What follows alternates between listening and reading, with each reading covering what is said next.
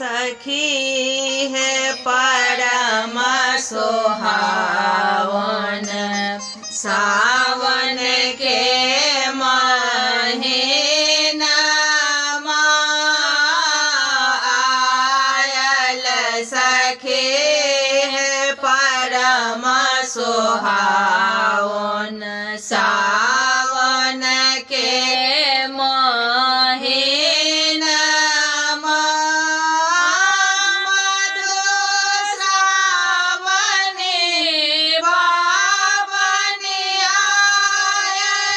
सीता राम मिलन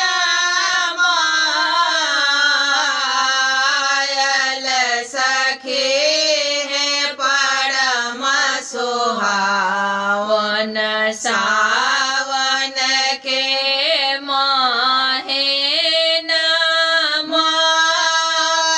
भरे भरे डाला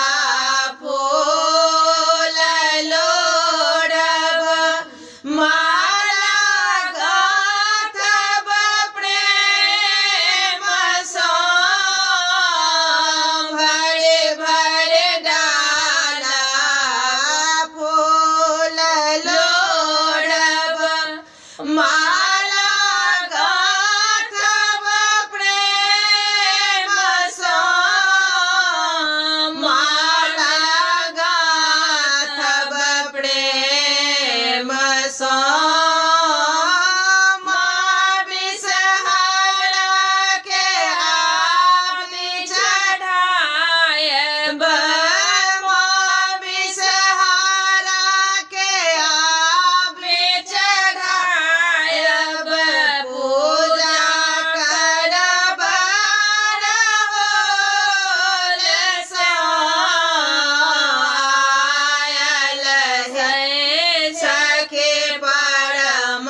सोहावन सावन के महीना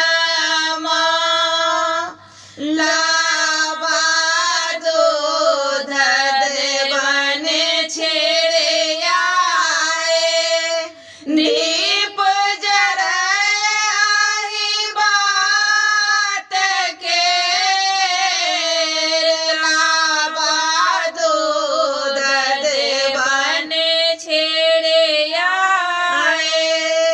दीप जराए बात के दीप जराए बात के।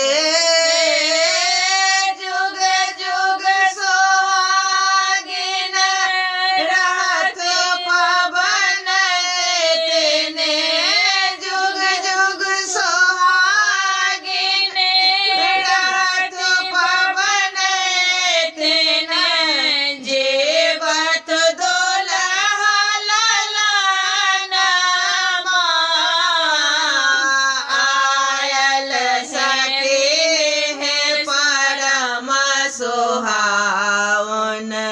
सावन के महीना मधुश्रावणी